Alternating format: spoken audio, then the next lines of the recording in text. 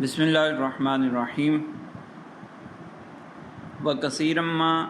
نصب علی الظرف وکثیرا ما یسمى ذلک فصاحتا ایضا۔ ماقبل میں جو مصنف نے یہ بیان کیا تھا کہ بلاغت لفظ کی طرف رجوع کرنے والی صفت ہے، اس اعتبار سے کہ وہ لفظ معنی کا فائدہ دیتا ہے، تو فرماتے ہیں کہ وَكَثِيرًا مَا يُسَمَّى ذَلِكَ فَصَاحَةً أَيْضًا، اکثر طور پر اسی کو فصاحت بھی کہہ دیا جاتا ہے۔ علامہ تفتزانی رحمہ اللہ نے درمیان میں کچھ ترکیبی بحث فرمائی ہے کہ کثیرًا ما نصب علی الظرف، کثیرًا پر جو نصب آیا یہ ظرفیت کی بنیاد پر آیا ہے، لأنه من صفات الاحیان، اس کے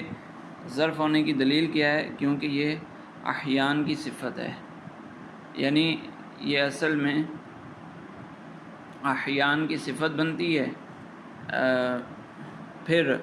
استعمال میں ایسا ہوا کہ احیان کو حذف کر کے کثیرن کو اس کے قائم مقام کر دیا گیا۔ احیان موصوف اور کثیرن صفت، تو احیان کو موصوف کو حذف کر کے اور صفت کو اس کی جگہ پر رکھا گیا اور اس صفت کو موصوف والا اعراب دے دیا گیا۔ تو حین یہ اس میں ظرف ہے، اس میں ظرف کی بنیاد پر منصوب ہوتا ہے، تو اسی وجہ سے اس کی صفت جو کثیرن ہے یہ بھی منصوب ہوگی۔ تو کثیرا ما نصب علی الظرف، ظرفیت کی بنیاد پر یہ منصوب ہے، لأنه من صفات الاحیان، کیونکہ یہ احیان کی صفت ہے۔ وما لتاکید معنی الکثرت، کثیرن نکرہ ہے اور نکرہ میں عمومیت پائی جاتی ہے،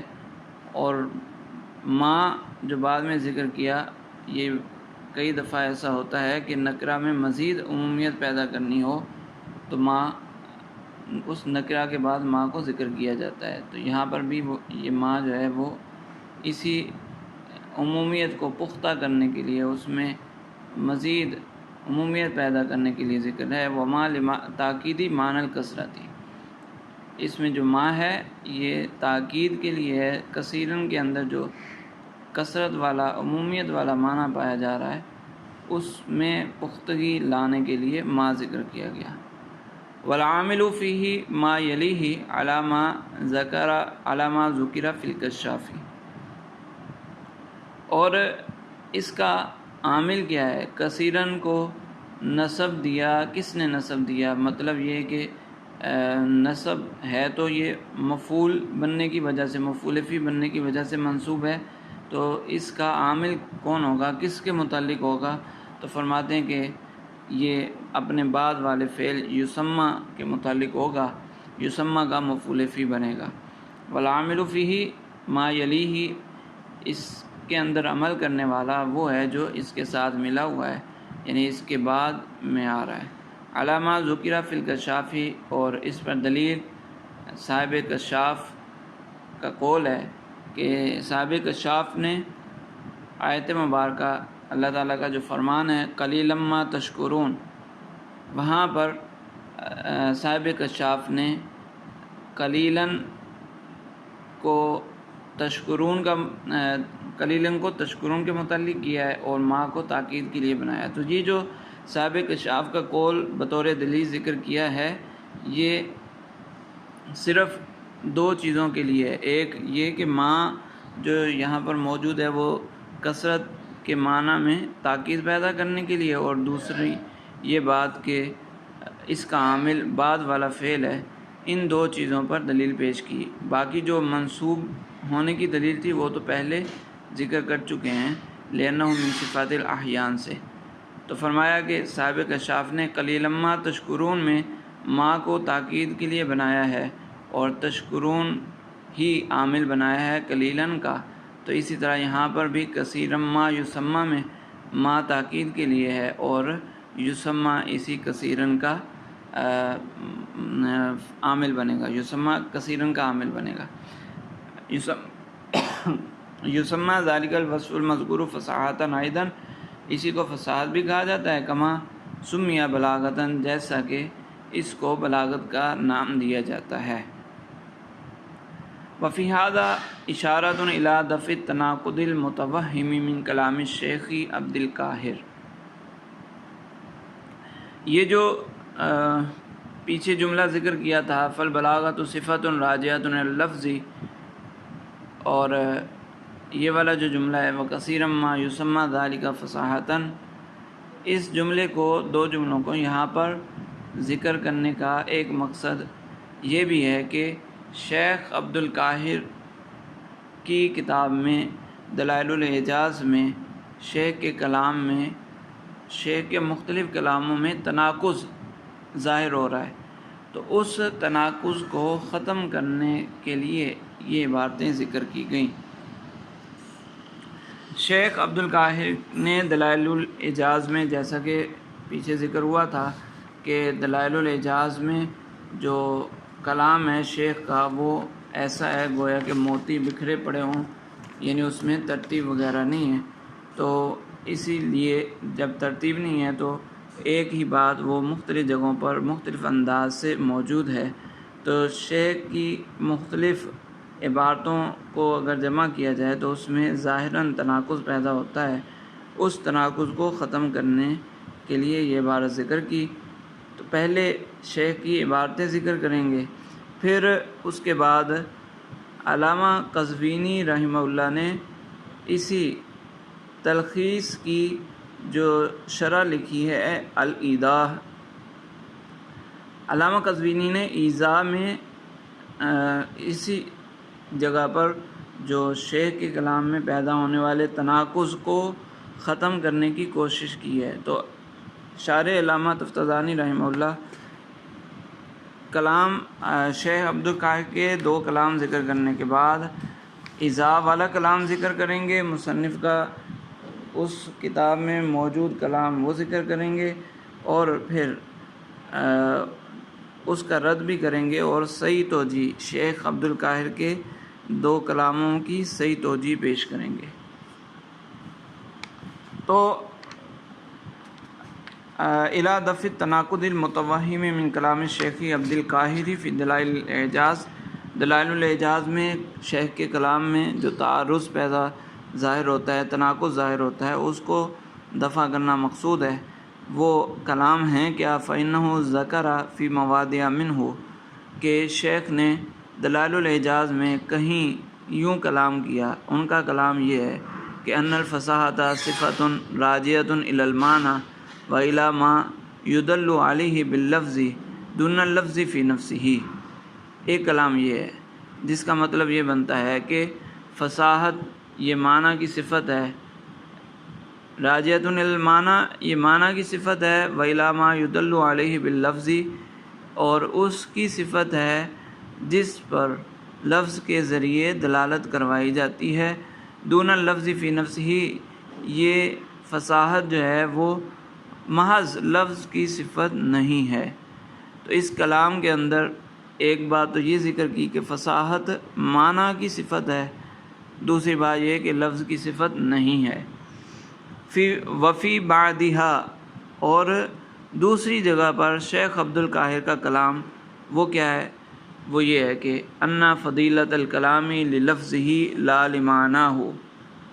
فرماتے ہیں شیخ عبد القاہر کہ فضیلت جو حاصل ہوتی ہے کلام کو وہ لفظ کے اعتبار سے حاصل ہوتی ہے، لا لمعناہ، معنی کو کوئی فضیلت نہیں ملتی، حتیٰ ان المعانی مطروحۃ فی الطریق،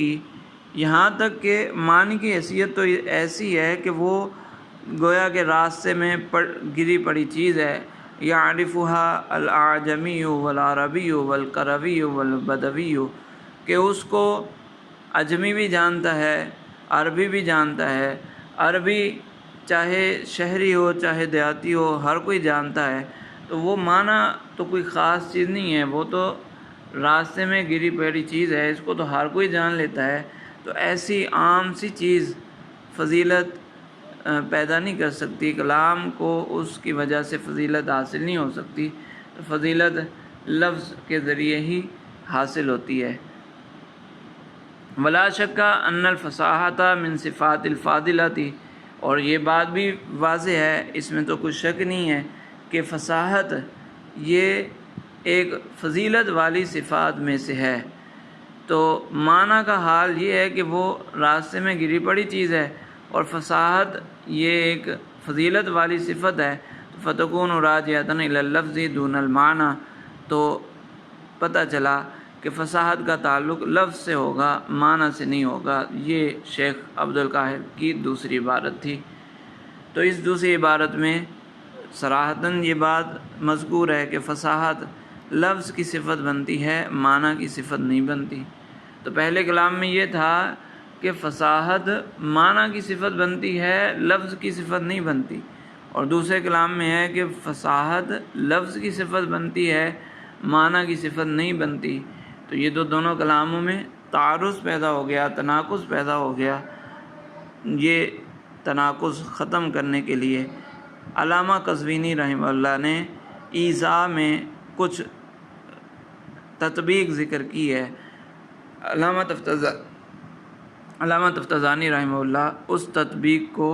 یہاں پر ذکر فرما رہے ہیں۔ فوجہ التوفیق بین الکلامین، یہاں سے وہ تطبیق ہے، وہ توفیق ہے جو علامہ قزوینی نے ایذاء میں بیان کی کہ ان دونوں کلاموں میں موافقت کیسے کی جائے گی۔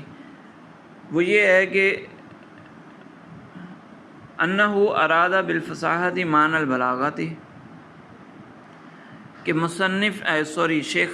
شیخ عبدالقاہر نے فصاحت سے بلاغت مراد لی ہے، یعنی بولا فصاحت ہے لیکن مراد اس سے بلاغت ہے، تو اسی لیے یہ کہا نا وَكَثِيرًا مَا يُسَمَّى فصاحتاً ایضاً، کہ اس کو اکثر طور پر فصاحت بھی کہہ دیا جاتا ہے، بلاغت کو فصاحت کہہ دیا جاتا ہے، تو اسی کے ذریعے تطبیق پیدا کرنی تھی۔ تو شیخ علامہ قزوینی رحمہ اللہ فرما رہے ہیں کہ شیخ کی مراد یہ ہے، فصاحت سے مراد ان کی بلاغت ہے۔ کما صرح بھی، شیخ نے اس کی اپنی کتاب میں صراحت بھی کی ہے کہ بلاغت کو فصاحت کہا جاتا ہے۔ تو جب فصاحت سے مراد بلاغت ہو گئی تو اب جہاں پر شیخ عبدالقاہر نے یہ کہا کہ یہ فصاحت یعنی بلاغت الفاظ کی صفت ہے، تو شیخ کی مراد یہ ہے کہ یہ الفاظ کی صفت اس اعتبار سے ہے کہ وہ الفاظ مل کر ترکیب کے وقت معنی کا فائدہ دیتے ہیں، اس اعتبار سے یہ لفظ کی صفت ہے، کیونکہ شیخ نے یہ کہا تھا دون اللفظ فی نفسہ، محض لفظ کی صفت نہیں ہے۔ تو محض لفظ کی صفت نہیں ہے، لفظ میں جب یہ بھی لحاظ رکھا جائے کہ وہ مل کر معنی کا فائدہ دے رہے ہیں تو یہ اس اعتبار سے لفظ کی صفت بنے گی۔ وَحَيْثُ نَفَى ذَلِكَ أَرَادَ أَنَّهَا لَيْسَتْ مِنْ صِفَاتِ الْأَلْفَاظِ الْمُفْرَدَةِ وَالْكَلِمِ الْمُجَرَّدَةِ مِنْ غَيْرِ اعتبار الترکیب، اور جب یہ کہا کہ یہ لفظ کی صفت نہیں ہے تو وہاں پر بھی یہی مراد ہے کہ یہ محض الفاظ کی صفت نہیں ہے۔ وَحِينَئِذٍ لَا تَنَاقُضَ لِتَغَايُرِ مَحَلِّ النَّفْيِ وَالْإِثْبَاتِ، اب کوئی تناقض نہ رہا، شیخ عبدالقاہر کے کلام میں کوئی تناقض نہ رہا، کیونکہ نفی اور اس بات کا محل جدا جدا ہو گیا۔ ھذا خلاصۃ کلام المصنف، اور یہ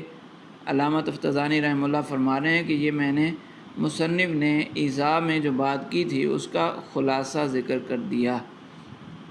تو خلاصہ یہ ہوا کہ فصاحت سے مراد بلاغت ہے، اور انہوں نے مصنف نے ماقبل میں دو جملے ذکر کیے تھے کہ فالبلاغت صفت راجعۃ الی اللفظ لیکن فالبلاغت صفت راجعۃ الی اللفظ باعتبار افادتہ المعنی بالترکیب، کہ جو بلاغت ہے وہ لفظ کی صفت ہے لیکن اس اعتبار سے کہ وہ مل کر معنی کا فائدہ دیتے ہیں، اور اسی کو اکثر طور پر فصاحت بھی کہہ دیا جاتا ہے۔ تو ان دو جملوں سے شیخ کے کلام میں تطبیق پیدا ہو گئی،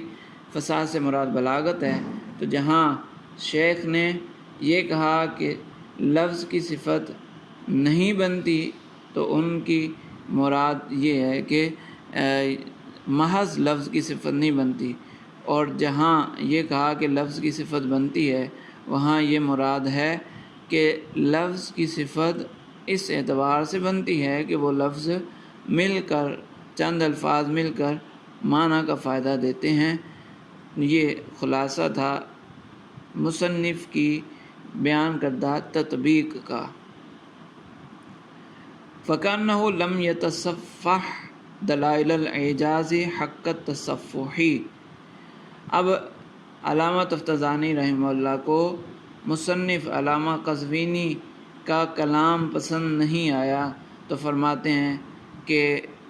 ایسا محسوس ہوتا ہے کہ مصنف نے دلائل الاعجاز کو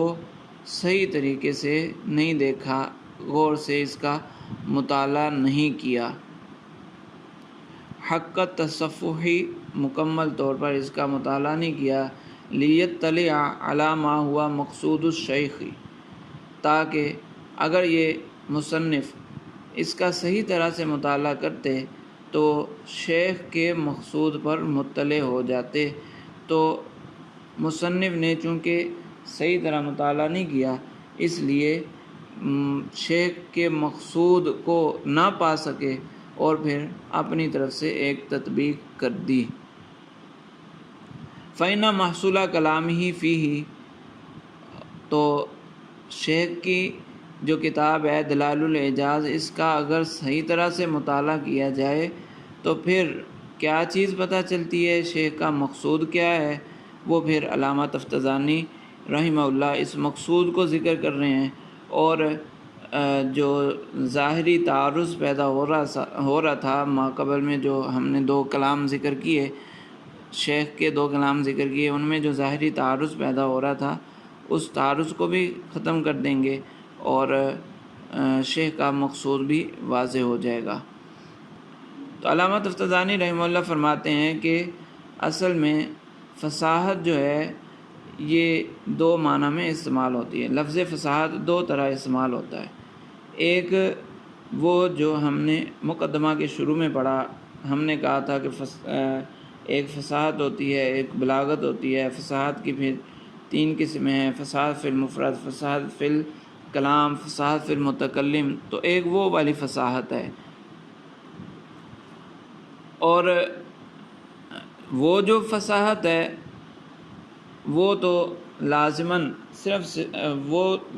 لفظ کی صفت بنتی ہے، کیونکہ وہاں پر ہم نے بحث یہ کی تھی کہ اس لفظ کی ادائیگی زبان پر مشکل ہو، نحوی صرفی قواعد کے خلاف ہو، ذوق سلیم اس کو پسند نہ کرے۔ اس طرح کی مختلف چیزیں ذکر ہوئی تھیں جن کا تعلق صرف لفظ سے تھا۔ 1-2 چیزیں وہ بھی تھیں جن کا معنی سے تعلق تھا، لیکن اکثر کا تعلق لفظ سے تھا۔ تو وہ جو فصاحت ہے اس کا تعلق لفظ سے ہوتا ہے، یہ تو ایسی بات ہے کہ جس میں نزاع نہیں ہے، جھگڑا نہیں ہو سکتا۔ تو فصاحت کا ایک مطلب تو یہ ہو گیا، یعنی جو فصاحت ہے اصطلاحی، جس کو فصاحت اور بلاغت الگ الگ کر کے ذکر کیا جاتا ہے، ایک تو فصاحت کا یہ معنی ہو گیا۔ اور فصاحت کا دوسرا معنی یہ ہے کہ فصاحت ایک ایسا وصف ہے جو کلام میں پایا جاتا ہے، اور جب کلام میں یہ وصف پایا جائے تو اس کلام کو دیگر کلاموں پر فضیلت حاصل ہوتی ہے، اور اسی وصف کی زیادتی کی وجہ سے جب یہ وصف انتہائی درجے کا ہو تو پھر وہ کلام معجز ہو جاتا ہے۔ اسی کو بلاغت، براعت، بیان اور اس جیسے دیگر الفاظ سے بھی یاد کیا جاتا ہے، یہ دیگر نام بھی اس کو دیے جاتے ہیں۔ اور یہ جو فصاحت کا معنی ہے، پہلا جو معنی ذکر کیا وہ تو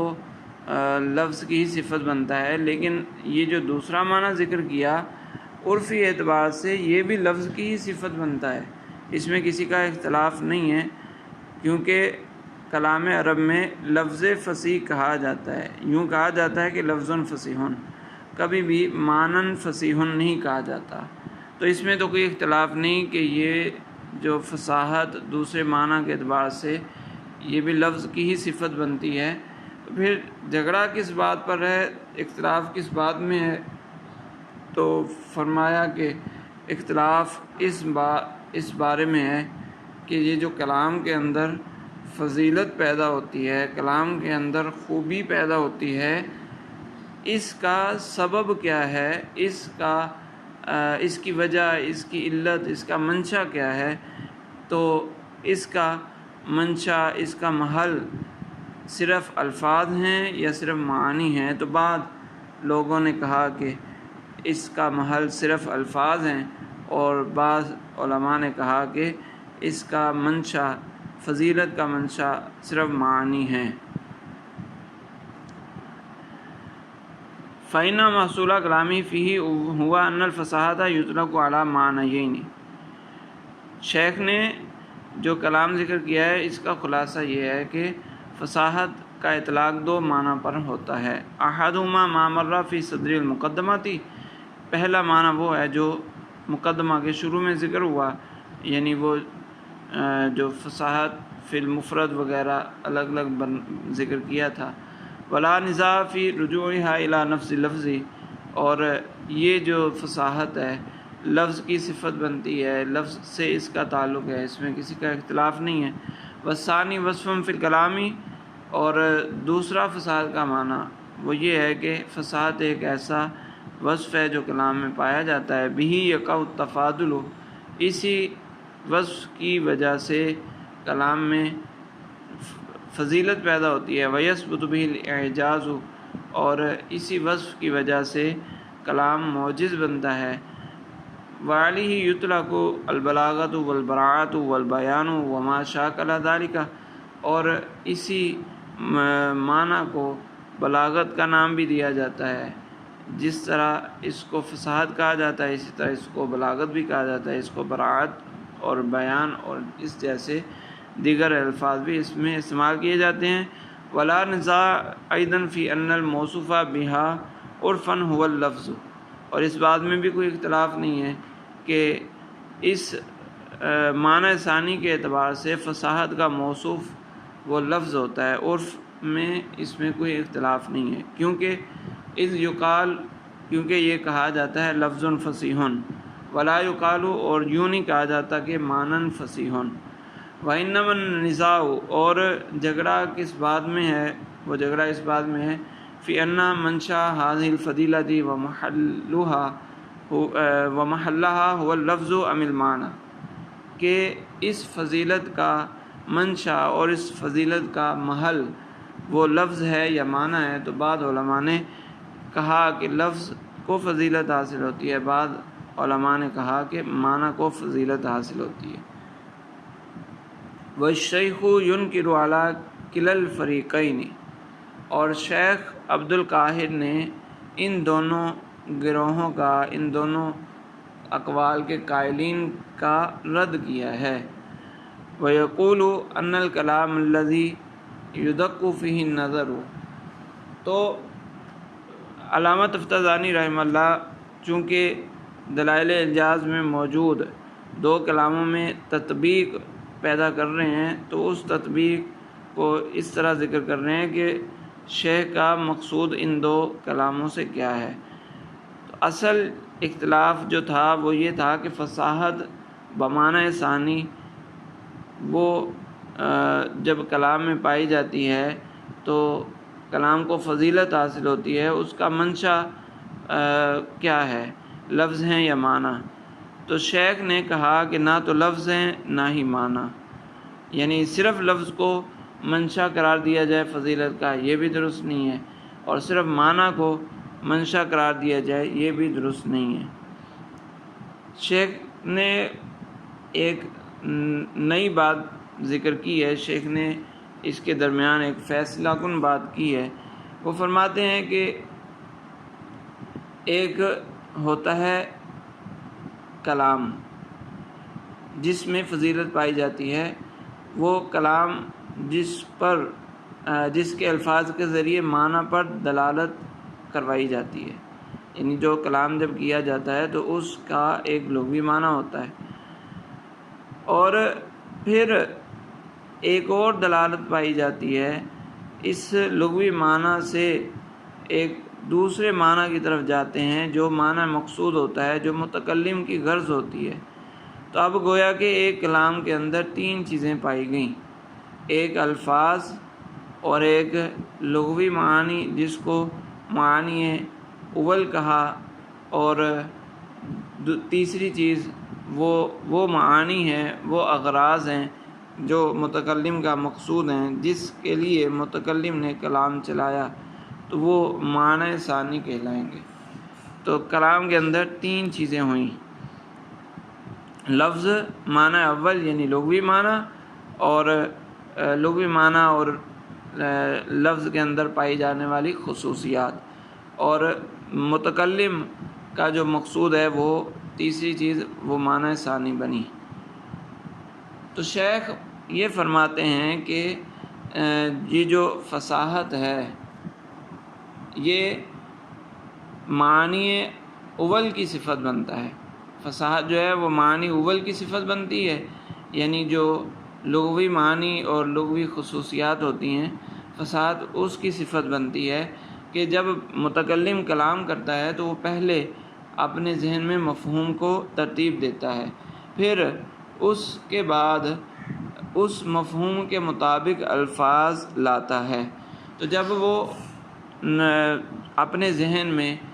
مفہوم کو ترتیب دے گا اور پھر اس کے مطابق الفاظ لائے گا تو اس کو نظم کا نام دیتے ہیں، اسی کو سور کا نام بھی دیتے ہیں، اور دیگر نام بھی اس کو دیے جاتے ہیں۔ تب شیخ نے فرمایا کہ فصاحت یہ اسی معنی لغوی کی صفت ہے۔ یقینی طور پر یہ بات ہے کہ یہ فصاحت جو ہوتی ہے دوسرے معنی کے اعتبار سے فصاحت یہ فصاحت اس معنی اول یعنی لغوی معنی کی صفت بنتی ہے، اسی کے ذریعے کلام میں فضیلت پیدا ہوتی ہے اسی اعتبار سے، اور پھر اس کو بلاغت کا نام بھی دے دیا جاتا ہے، براعت وغیرہ کا نام بھی دیا جاتا ہے۔ تو فصاحت جو ہے، یا یوں کہہ لیں کہ جو فضیلت ہے، وہ محض الفاظ میں نہیں ہے، وہ الفاظ جو صرف آوازیں ہیں، حروف ہیں، ان الفاظ میں کوئی فضیلت نہیں پائی جاتی، اور وہ جو معنی ثانی ہے جس کا متکلم نے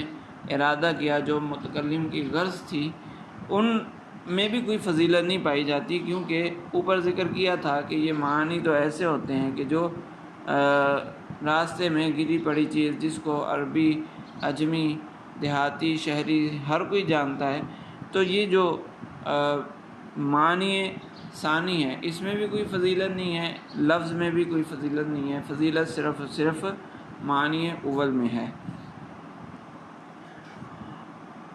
والشیخ ینکر علی کلا الفریقین، شیخ نے دونوں گروہوں پر رد کیا، ویقول، اور فرمایا کہ ان الکلام الذی یدق فیہ النظر، کہ وہ کلام جس میں باریک نظر سے دیکھا جاتا ہے، ویقع بہ التفاضل، اور جس کے ذریعے فضیلت ثابت ہوتی ہے، هو الذی یدل بلفظہ علی معناہ اللغوی، وہ وہی ہوتا ہے کہ جس کلام کے الفاظ کے ذریعے اس کے لغوی معنی پر دلالت کروائی جاتی ہے۔ ثم تجد لذلك المعنى دلالة ثانیة علی المعنى المقصود، پھر جب تیرے سامنے کلام پیش کیا جائے گا، لغوی معنی پر دلالت ہو جائے گی، تو اس لغوی معنی کے اعتبار سے، لغوی معنی کے واسطے سے لفظ ایک اور معنی پر دلالت کرے گا، دوسری دلالت پائی جائے گی، وہ دلالت ہوگی معنی مقصودی پر۔ فَهُنَاكَ الفاظ و معانی اول، تو کلام کے اندر الفاظ ہیں اور معنی اول ہیں، وہ معانی ثوانی، اور معنی ثانی ہے۔ فالشیخ یطلق علی المعانی الاولی، تو شیخ نے یہ جو فصاحت کا شیخ نے ان معنی اول پر، بل علی ترتیبها فی النفس، بلکہ جو متکلم اپنے ذہن میں وہ مفہوم ترتیب دیتا ہے، اس ترتیب کو شیخ نے نام دیا نظم کا، فی فی النفس ثم علی ترتیب الالفاظ فی النطق علی حذفها، پھر متکلم جب ذہن میں ان اپنے مفہوم کو ترتیب دینے کے بعد اس کے مطابق الفاظ کو ترتیب دیتا ہے، الفاظ کی ادائیگی کرتا ہے اسی کے مطابق، تو شیخ اس پر اسم النظم یطلق اسم النظم والصور والخواص والمزایا والکیفیات ونحو ذالک، شیخ اس کو نظم کا نام دیتے ہیں، صور، خواص، مزایا، کیفیات اور اس جیسے دیگر نام۔ وَيَحْكُمُ قَطْعًا، اور وہ شیخ یقینی فیصلہ دیتے ہیں کہ بین الفصاحۃ من الاوصاف الراجعات الیہا، اور یقینی فیصلہ انہوں نے یہ دے دیا کہ فصاحت وہ اسی معنی اول کی طرف رجوع کرنے والی چیز ہے۔ وَأَنَّ الْفَضِيلَةَ الَّتِي بِهَا يَسْتَحِقُّ الْكَلَامُ أَنْ يُوصَفَ بِالْفَصَاحَةِ وَالْبَلَاغَةِ وَالْبَرَاعَةِ وَمَا شَاكَلَ ذَلِكَ إِنَّمَا هِيَ فِيهَا، اور شیخ نے یہ بھی قطعی فیصلہ دے دیا کہ وہ فضیلت جس کی وجہ سے کلام اس بات کا مستحق ہوتا ہے کہ اس کو فصاحت یا بلاغت یا براعت یا اس جیسے دیگر نام دیے جائیں، تو وہ فضیلت انما ہی فیہا وہ معنی اول میں پائی جاتی ہے، لا فی الالفاظ المنطوقتی، نہ تو محض الفاظ میں جو الفاظ منطوقہ ہیں، التی ہی الاصوات والحروف ہو، جو کہ صرف آوازوں اور حروف کا مجموعہ ہے، ان الفاظ میں کوئی فضیلت نہیں ہے، ولا فی المعانی الثوانی، اور نہ ہی معنی ثانی میں کوئی فضیلت پائی جاتی ہے، التی ہی الاغراض التی یرید المتکلم اثباتها اور نفیها، یہ وہ اغراض ہوتی ہیں جن کو متکلم لانے یا نہ لانے کا ارادہ کرتا ہے، تو یہ اغراض جو ہیں ان پر بھی معنی ان پر بھی فصاحت کا اطلاق نہیں ہوتا۔ تو یہ تو ایک خلاصہ جو شیخ عبد القاہر ہیں ان کا قول اس اختلاف میں کہ فضیلت کا محل منشا کیا ہے، ایک خلاصہ ذکر کر دیا۔ اب جو شیخ کے دو کلام اوپر ذکر کیے تھے، دو جملے ذکر کیے تھے، ان میں تطبیق، فحیث یثبت انہا من صفات الالفاظ او المعانی، تو جہاں دلائل الاعجاز کے اندر شیخ نے جہاں یہ کہا کہ فصاحت الفاظ کی صفت ہے یا یہ کہا کہ یہ معانی کی صفت ہے، یرید بہما تلک المعانی الاول، معنی سے مراد بھی معنی اول ہیں اور الفاظ سے مراد بھی معنی اول ہیں، وحیث ینفی ان تکون من صفاتہما، اور جب یہ کہا شیخ نے جب یہ کہا کہ فصاحت لفظ کی صفت نہیں ہے یا فصاحت معنی کی صفت نہیں ہے، تو اس وقت لفظ سے مراد الفاظ منطوقہ ہیں اور معانی سے مراد معانی ثوانی ہیں، حیث ینفی ان تکون من صفاتہما یرید بالالفاظ الالفاظ المنطوقۃ، جب شیخ نے رد کیا کہ یہ فصاحت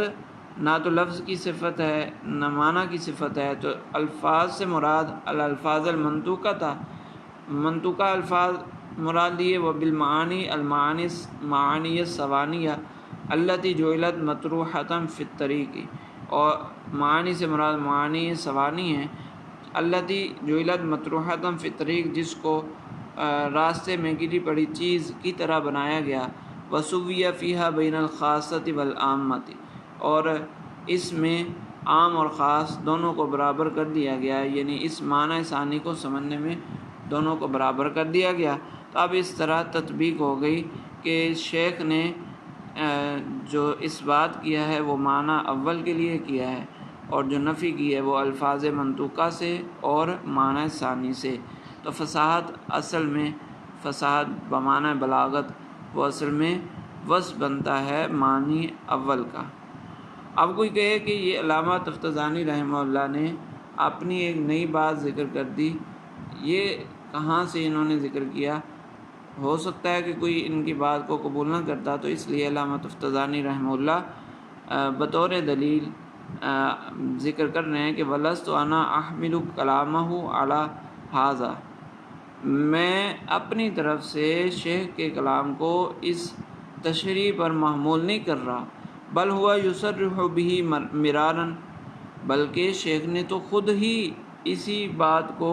کئی مرتبہ ذکر کیا ہے۔ کما قالا، جیسا کہ شیخ کا ایک کلام ہے کہ لما کانت المعانی تتبین بالالفاظ، کہ جب معانی واضح ہوتے ہیں الفاظ کے ذریعے، ولم یکن لترتیب المعانی سبیل الا بترتیب الالفاظ فی النطق، اور معانی دوسرے تک پہنچانا ہو، معانی کو ایک ترتیب دینی ہو، تو اس کے لیے اس کے سوا کوئی اور راستہ ہے ہی نہیں کہ الفاظ کو ترتیب دے کر الفاظ کی ادائیگی کی جائے۔ تو معانی کی ادائیگی بغیر الفاظ کی ادائیگی کے ممکن نہیں ہے۔ تجوزوا فعبروا عن ترتیب المعانی بترتیب الالفاظ، تو پھر علماء نے مجاز اختیار کیا اور انہوں نے ترتیب معانی کو ترتیب الفاظ کے ذریعے بیان کیا، یعنی جہاں انہوں نے کہنا تھا کہ فلاں نے معانی کی ترتیب دی ہے، معانی کو بڑا اچھا ترتیب دیا، تو وہاں وہ کہنے لگے کہ الفاظ کو بڑے اچھے طریقے سے ترتیب دیا۔ ثم بالالفاظ بحذف الترتیب، پھر انہوں نے ترتیب دوسری دفعہ مجاز استعمال کیا اور انہوں نے ترتیب کا لفظ بھی ہٹا دیا اور صرف الفاظ استعمال کرنے لگے۔ تو اس عبارت سے معلوم ہوا کہ الفاظ بول کر معنی مراد لیے جا سکتے ہیں۔ الفاظ بولے، چونکہ انہوں نے ذکر کر دیا نا کہ مجاز، علماء نے اس کو مجاز بنایا ہے، بولنا معنی، ترتیب معنی بولنا ہوتا ہے، لیکن پھر اس کے لیے ترتیب الفاظ ذکر کر دیتے ہیں، پھر دوسرا مجاز اختیار کیا کہ اس کے لیے صرف الفاظ ذکر کر دیتے ہیں۔ تو اب پتہ چلا کہ الفاظ بول کر معنی مراد لیے جا سکتے ہیں، لہٰذا جو ماقبل کلام ذکر ہوئے تھے شیخ کے، اس میں جب انہوں نے کہا کہ فصاحت لفظ کی صفت ہے اور علامہ تفتزانی نے لفظ سے مراد معنی اول لے لیا، تو اب یہ معنی اول لینا درست ہو گیا۔ وَإِذَا وَصَفُ اللَّفْظَ بِمَا يَدُلُّ عَلَى تَفْخِيمِهِ لَمْ يُرِيدُ اللَّفْظَ الْمَنْطُوقَ، آگے صراحتاً شیخ نے ذکر کر دیا کہ جب علماء لفظ کو متصف کرتے ہیں ایسی صفت سے یدل علی تفخیمہ، جو اس لفظ کے، اس کلام کی بڑائی پر دلالت کرے، لم یرید اللفظ المنطوق، تو ان کی مراد وہ بولا گیا لفظ نہیں ہوتا، بولے گئے الفاظ نہیں ہوتے، وہ بولا گیا کلام نہیں ہوتا، ولیکن معنی اللفظ الذی دل به علی المعنی الثانی، لیکن ان کی مراد جب وہ لفظ کی اچھی صفت ذکر کرتے ہیں تو اس سے مراد وہ معنی ہوتا ہے، لفظ کا وہ لغوی معنی ہوتا ہے، جس لغوی معنی سے پھر دوسرے معنی کی طرف دلالت کی جاتی ہے۔ اب یہ انہوں نے ایسا کیوں کیا؟ کوئی یہ پوچھ سکتا ہے کہ اتنا مجاز اختیار کرنے کی کیا ضرورت تھی، سیدھا سیدھا معنی کہہ دیتے، معنی مراد لینے ہیں لیکن الفاظ اس کے لیے استعمال کر رہے ہیں، تو ایسا مجاز لینے کی ضرورت کیا تھی؟ اس کا بھی ذکر کر دیا کہ وَالسَّبَبُ أَنَّهُمْ لَوْ جَعَلُوهَا أَوْصَافًا لِلْمَعَانِي، کہ اگر یہ جو فضیلت پر دلالت کرنے والی صفتیں وہ لفظ کی صفتیں نہ بناتے بلکہ معنی کی صفت بناتے، تو پھر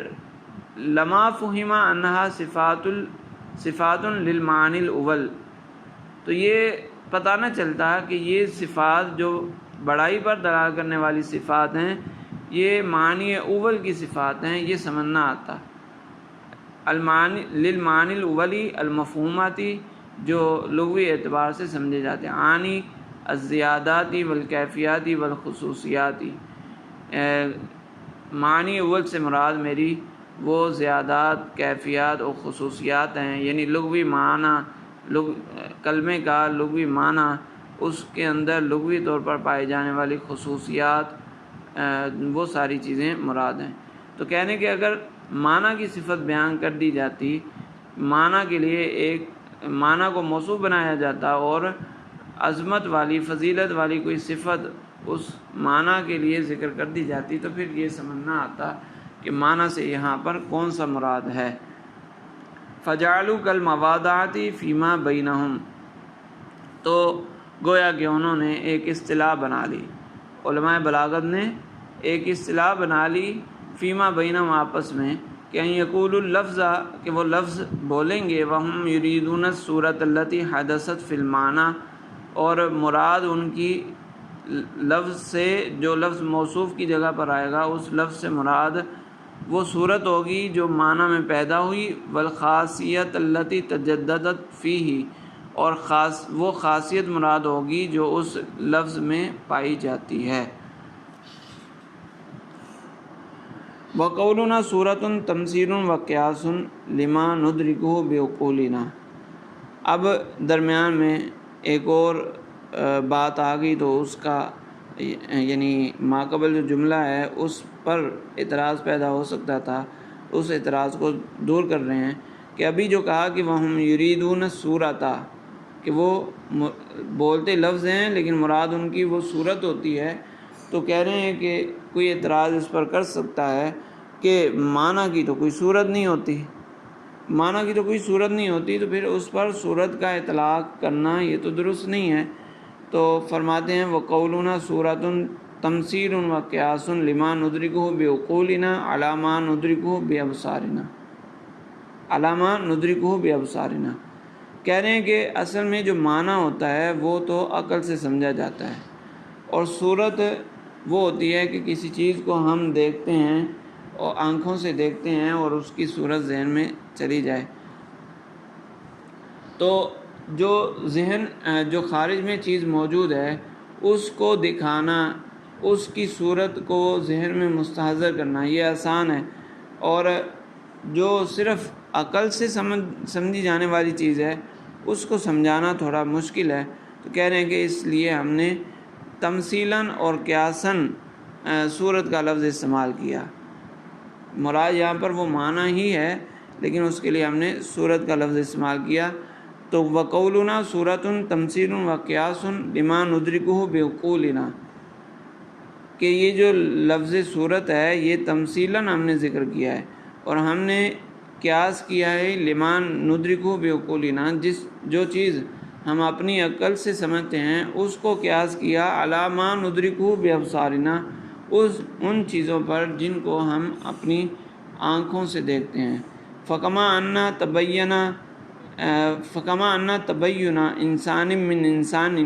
یکون بخصوصیت توجد فی ھذا دون ذالک، تو جب دو انسان یہ صورت سے کیا، صورت والے لفظ کو تمثیلاً کس طرح ذکر کیا ہے، فرماتے ہیں کہ خارجی چیز سے مثال دے رہے ہیں کہ دو انسان ہیں، دو انسان اپنی ماہیت کے اعتبار سے تو برابر ہیں لیکن ان میں جو فرق کیا جاتا ہے، ایک انسان دوسرے انسان سے جو جدا ہوتا ہے وہ کس طرح ہوتا ہے، وہ ایسی خصوصیت سے جدا ہوتا ہے کہ جو ایک میں پائی جاتی ہے دوسرے میں نہیں پائی جاتی۔ تو وہ جو خصوصیات ہوتی ہیں اس کے خد و خال ہوتے ہیں، اس سے ایک صورت بنتی ہے جس سے ایک انسان دوسرے انسان سے جدا ہو جاتا ہے۔ تو کہہ رہے ہیں کہ اسی طرح معنی میں بھی ہوتا ہے، کذالک یوجد بین المعنی فی بیت و بینہ فی بیت آخر فرق، اسی طرح ایک لفظ ایک شعر میں استعمال ہوا اور وہی لفظ وہی معنی دوسرے شعر میں استعمال ہوا، ایک معنی ایک شعر میں استعمال ہوا، وہی معنی دوسرے شعر میں استعمال ہوا، تو ماہیت کے اعتبار سے تو دونوں برابر ہیں، لیکن دونوں میں فرق کیسے آئے گا، وہ خصوصیات کے اعتبار سے فرق آئے گا۔ تو اس فرق کو فرماتے ہیں کہ فعبرنا عن ذلک الفرق بان قلنا للمعنی فی ھذا صورت غیر صورتہ فی ذلک، تو ہم نے پھر اس کو یوں بیان کیا، اس فرق کو ہم نے اس الفاظ میں بیان کیا کہ اس معنی کی اس شعر میں ایک شکل ہے، ایک صورت ہے جو اسی معنی کو اس دوسرے شعر میں حاصل نہیں ہے۔ وَلَيْسَ هَذَا مِن مُبْدَعَاتِنَا بل ہوا مشہور فی کلامہم، فرماتے ہیں کہ یہ جو معنی پر صورت کا اطلاق کرنا یہ ہماری بدعت نہیں ہے، بل ہوا مشہور فی کلامہم، بلکہ یہ تو علماء کے کلام میں مشہور بات ہے، عام بات ہے۔ وقفا کا قول الجاہز، اور زیادہ لمبی چوڑی بات نہیں کرتے، بس جاہز کی دلیل، جاہز کا قول دلیلاً کافی ہے، دلیل کے طور پر کافی ہے کہ جاہز نے کہا انما الشعر صیاغۃ و ضرب من التصویر، کہ جو شعر ہے وہ ایک فن ہے، اور یعنی سنار کا فن ہے، اور ضرب من التصویر، اور شکل بنانے کی ایک قسم ہے۔ تو جب جاہز نے شعر جو کہ معانی پر مشتمل ہوتا ہے اس کو شکل کی، تصویر کی ایک قسم کہا، تو اس طرح پتہ چلا کہ معنی پر تصویر کا اطلاق ہو سکتا ہے، صورت کا اطلاق ہو سکتا ہے۔ بہرحال یہ تو درمیان میں ایک الگ بات آ گئی تھی۔ ھذا نبذ مما ذکر الشیخ، فرماتے ہیں کہ علامہ تفتزانی فرماتے ہیں کہ یہ وہ کچھ حصہ تھا جو شیخ نے ذکر کیا۔ تو اب پتہ چل گیا شیخ کے دو کلاموں میں سے تعارض بھی ختم ہو گیا، اور شیخ کا مقصود بھی واضح ہو گیا کہ وہ شیخ کا مقصود کیا ہے۔ شیخ کا مقصود تھا کہ دو گروہوں پر رد کرنا، ایک گروہ وہ کہ جس نے صرف اور صرف لفظ کو متصف کیا فصاحت سے، اور دوسرا وہ گروہ جس نے صرف اور صرف معنی کو متصف کیا۔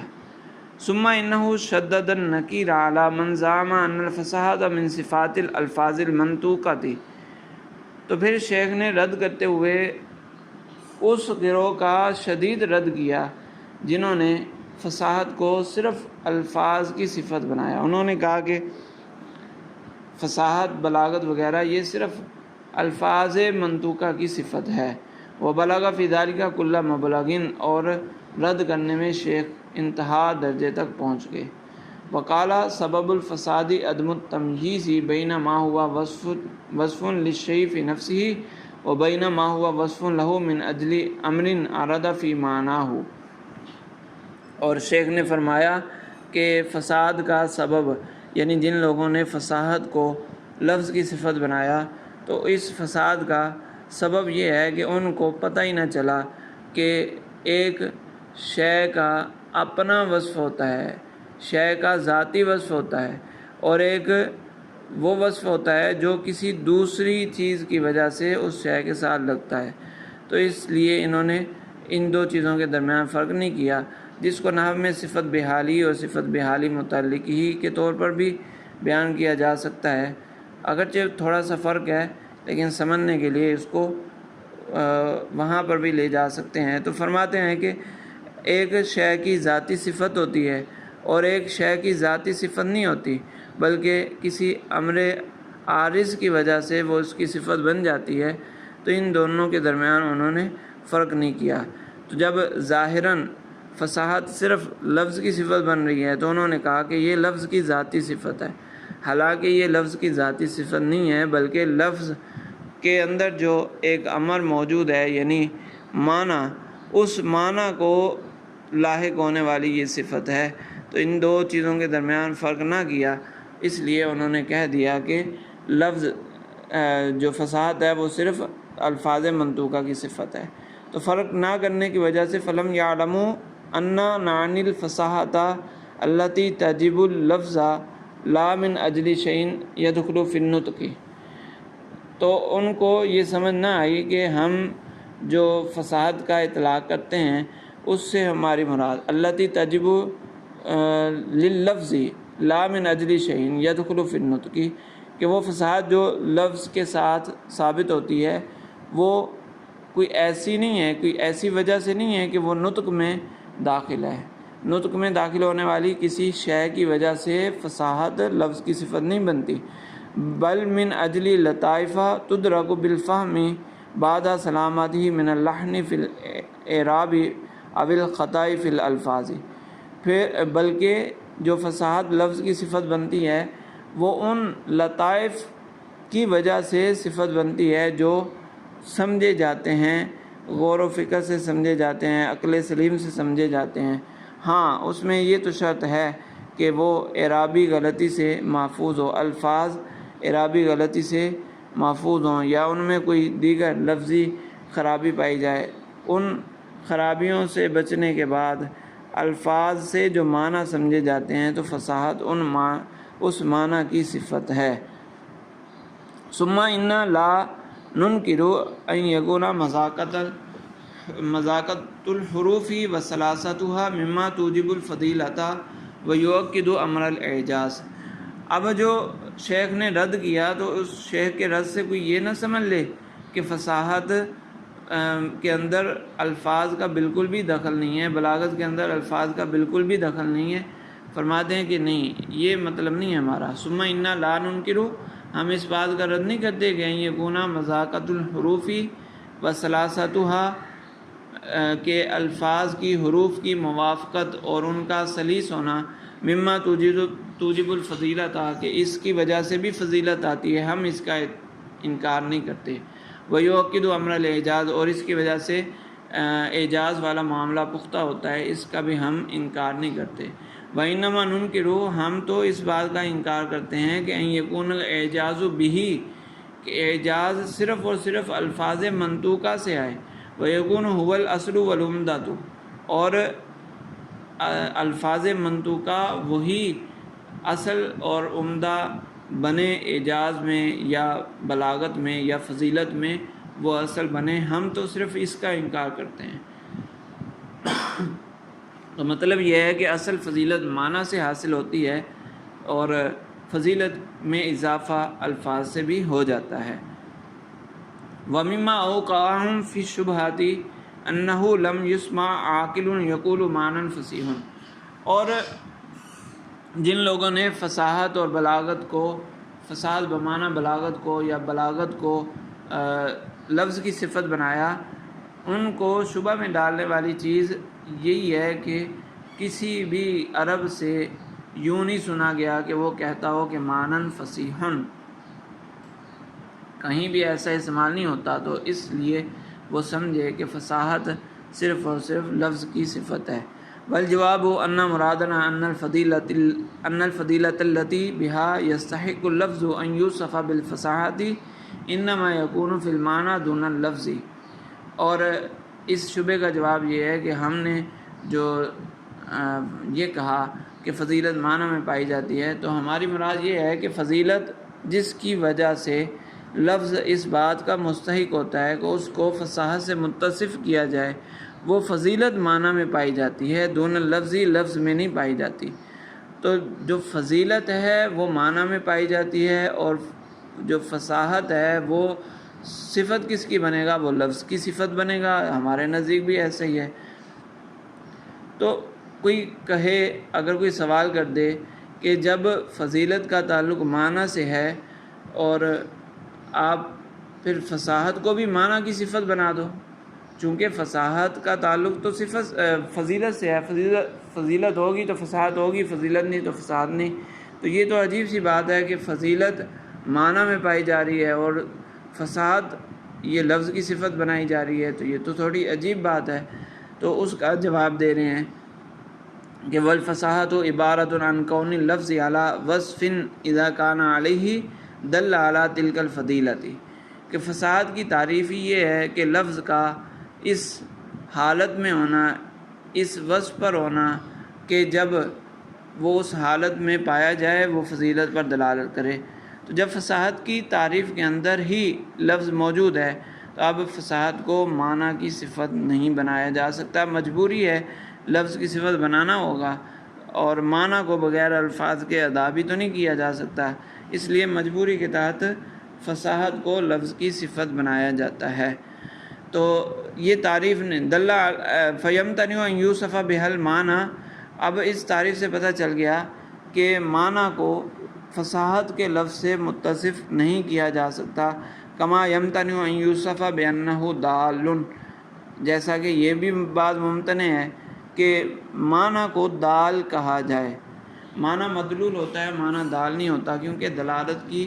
تعریف کے اندر بھی یہ ہے کہ لفظ کا اس حیثیت سے ہونا کہ وہ کسی معنی پر دلالت کرے، کہ اس سے معنی سمجھا جائے، تو چونکہ دلالت کی تعریف کے اندر بھی لفظ موجود ہے، اس لیے دال معنی کو نہیں کہا جا سکتا۔ دال لفظ ہوتا ہے، اگرچہ معنی کا بھی اس میں دخل ہے۔ اسی طرح فصاحت معنی کو نہیں کہا جا سکتا، معنی کی صفت نہیں بنائی جا سکتی، وہ لازماً لفظ کی صفت بنے گی، لیکن منشأ فصاحت، سبب فصاحت وہ معنی ہے۔